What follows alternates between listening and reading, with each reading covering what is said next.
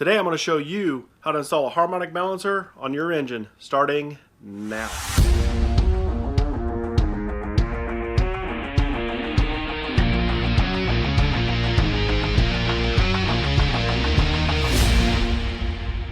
Welcome back everybody. Today I'm going to show you how to install a harmonic balancer the correct way, along with two incorrect ways and why they are, well, incorrect. But before we get started there, if you're new here, go ahead and hit the subscribe, and while you're down there, give me a thumbs up.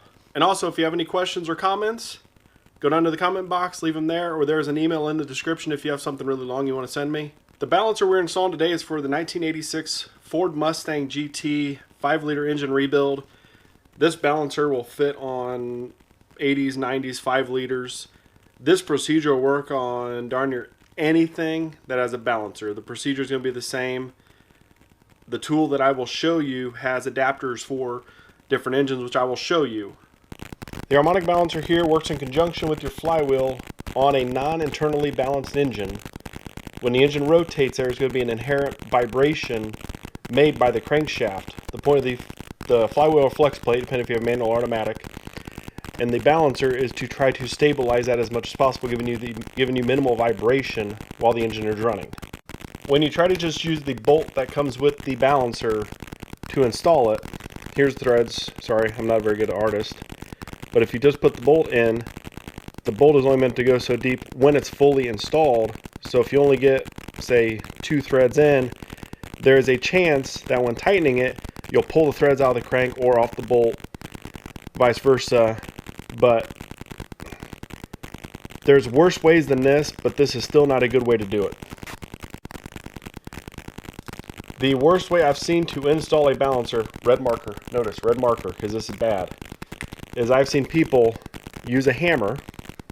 This wants to write, there it goes. That's a really nasty looking hammer. But they'll actually hit the end of the balancer. The problem with that is, most of you that know engines, there is a thrust bearing that keeps your crankshaft from going back and forth, giving too much play. It kind of centralizes your crankshaft. Well, every time you just hit the end of the balancer to push it on, you are driving this crank back harshly.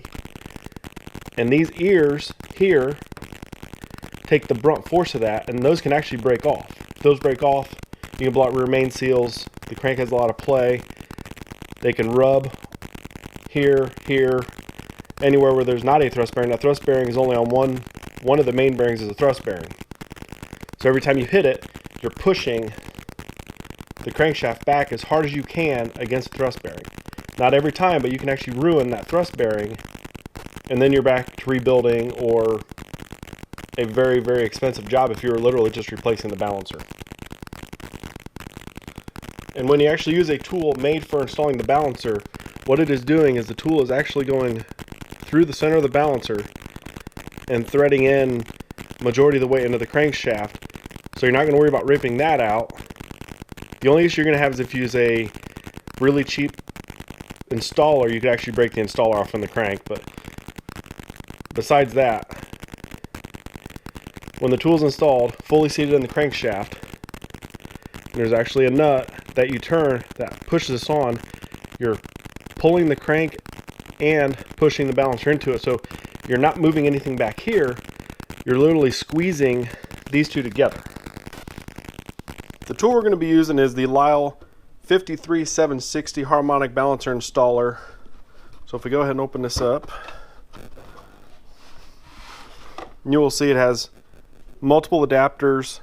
This is your main drive screw, and I will show you how to set this up. First thing you need to do is find the adapter that matches your bolt. Put the jam nut on that is in the kit, like so. Take the driver, screw that in like that. Get that, there we go. Get that good and tight. Step 2 is you want to thread this into there.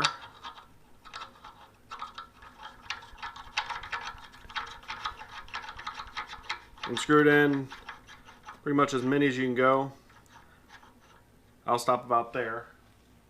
I'm about probably 15 threads in. Next step is I put a slight coat of oil on the inside and the outside before it actually slides onto the motor. Then you'll slide this over. It'll go on so far on the crank, and make sure when you get, you'll notice it just spins here, and when I hit the keyway, it'll start going on some more. And the reason for the oil is, number one, it's a press fit. Number two, on the outside, I don't want to roll the front crank seal when I'm pushing her on. Okay, now we got the center pin in, the balancer is started, the keyway is lined up. You'll use this long eccentric on this one since there's a deep reset. Shove that in there. You have a bearing. I usually put one side will match up better with the nut. I usually stick that side out. Spin that on like so.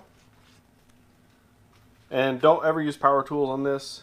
It's always nice to be able to feel that way. If you hit resistance, if there's a burr somewhere, you'll catch it. Put a small wrench on this end to keep it still so it doesn't spin out. And then you'll literally just start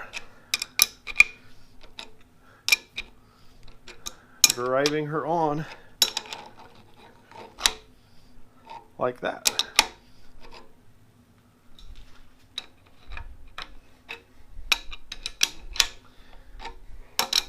You just slowly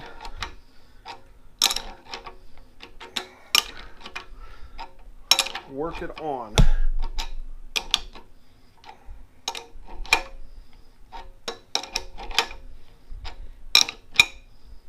As you should be able to see in the camera, or in the video, I'm not on the end of the wrench. I'm not doing anything crazy. I'm literally just rotating it.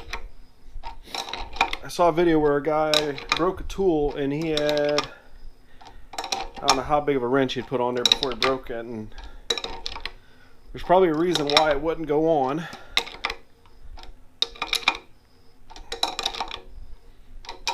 Right there I felt, yep, it got really hard, so that tells me I'm bottomed out.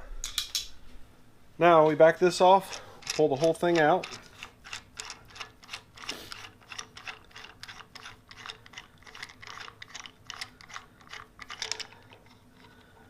Just like that.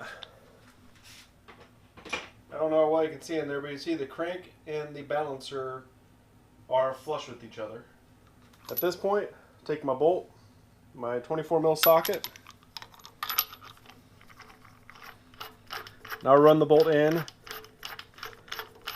And once I get the flywheel on, I'll actually torque the bolt. I put the torque spec for this down in the description.